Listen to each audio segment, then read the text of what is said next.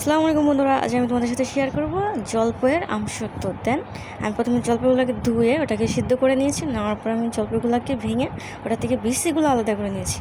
বিচিগুলো আলাদা করে নেওয়ার পরে আমি জলপাইগুলোকে ভালো মতো ভেঙে ওটাকে ব্লেন্ডার করে নিয়েছি। বুঝতে পারছো? ব্লেন্ডার করার সময় একটু পানি দিয়ে নিয়েছি, কারণ পেস্টটা করতে গেলে একটু পানি অবশ্যই দিতে হবে।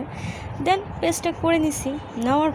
পেস্ট করে নেওয়ার পরে আমি এটাকে ফ্রাই প্যানের ভিতরে দিছি। দেওয়ার পরে ভিতরে চিনি দিছি। চিনি দেওয়ার পরে এটাকে ভালো করে মাখায় নিছি। মাখানোর পরে আমি এটার ভিতরে একটু ফুড কালার দিছি। ফুড কালার দেওয়ার পরে এটাকে আবার নাড়াচাড়া করে মাখায় এটা গ্রিন কালার নিয়ে আসছি।